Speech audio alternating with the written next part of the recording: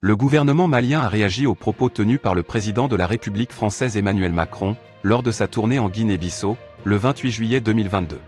Aussi partager nos inquiétudes sur l'amplification des violences contre les populations civiles au Sahel, plus largement maintenant dans toute la sous-région, et en particulier des exactions commises par les éléments mercenaires déployés au Mali, et dont les agissements sont désormais documentés par les rapports des Nations Unies.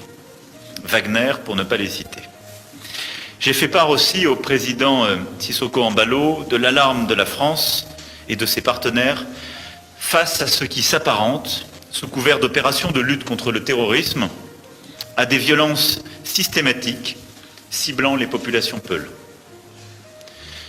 Nous avons partagé l'urgence d'enrayer cet engrenage qui pourrait déstabiliser l'ensemble de la région et avons souligné la responsabilité première des États de la région pour sanctionner les coupables et exercer leur vigilance. Ceci pour illustrer la complexité de cet agenda, mais la nécessité d'agir ensemble. Voici donc le communiqué du gouvernement malien, délivré à la télévision nationale par le très sérieux ministre porte-parole du gouvernement malien. Au nom de nos plus hautes autorités, j'ai l'insigne honneur de donner lecture du communiqué numéro 035 du gouvernement de la transition, communiqué dont la teneur suit. Le gouvernement de la transition a appris avec une profonde indignation des propos tenus par le président de la République française, Emmanuel Macron, lors de sa tournée en Guinée-Bissau le 28 juillet 2022. En effet, au cours de sa conférence de presse, le chef de l'État français a réitéré des accusations erronées en affirmant que les autorités maliennes entretiennent des relations avec un groupe paramilitaire sans jamais apporter de preuves, malgré les démentis des autorités de la transition. Pire, dans ses propos, il a évoqué l'exercice de la violence par les autorités maliennes, ciblant une ethnie spécifique de notre nation. Le gouvernement de la transition condamne avec la dernière rigueur ces propos haineux et diffamatoires du président français et prend à témoin l'opinion nationale et internationale sur ces accusations graves qui sont de nature à susciter la haine ethnique et à porter atteinte au vivre ensemble, à la cohésion ainsi qu'à l'harmonie entre les Maliens.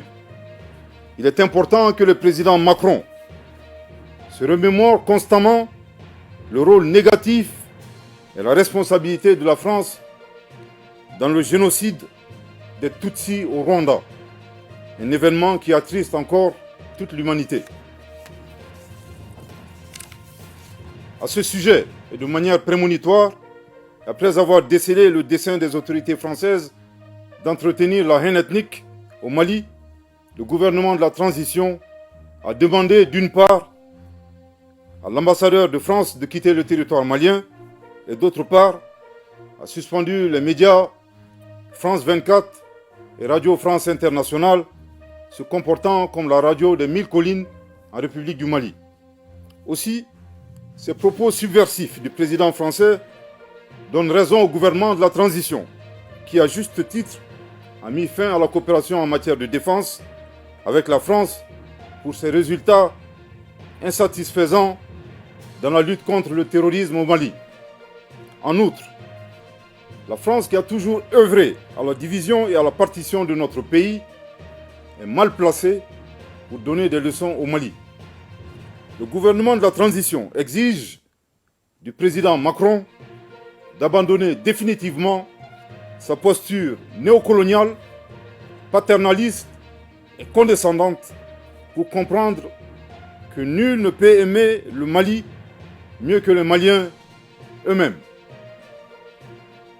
Je répète, le gouvernement de la transition exige du président Macron d'abandonner définitivement sa posture néocoloniale, paternaliste et condescendante pour comprendre que nul ne peut aimer le Mali mieux que les Maliens eux-mêmes. Je répète pour une dernière fois, le gouvernement de la transition exige du président Macron d'abandonner définitivement sa posture néocoloniale, paternaliste et condescendante pour comprendre que nul ne peut aimer le Mali mieux que les Maliens eux-mêmes. Le gouvernement de la transition rappelle que le Mali, foyer des grands empires en Afrique de l'Ouest, berceau d'une civilisation multiséculaire et pays de tolérance, repose sur sa diversité ethno-culturelle, la bonne cohésion sociale entre toutes les ethnies et les communautés qui le composent. Force est de reconnaître que ces dernières années, le tissu social a été dégradé à cause des conflits communautaires qui sont instrumentalisés par des groupes terroristes et leurs sponsors étatiques étrangers. Le gouvernement de la transition rappelle que le renforcement de la cohésion sociale demeure l'un de ses objectifs prioritaires non négociables et ne ménagera aucun effort pour réussir cette mission. Il convient enfin de rappeler avec force que nos vaillantes forces de défense et de sécurité, qui sont multiethniques, professionnelles, républicaines et résolument engagées, demeurent un rempart solide pour la défense de la patrie, la préservation et la protection de l'ensemble de nos concitoyens dans leur diversité ethnique et religieuse. Que Dieu bénisse le Mali et protège les Maliens. Fait à Bamako le 31 juillet 2022. Merci de votre très aimable attention.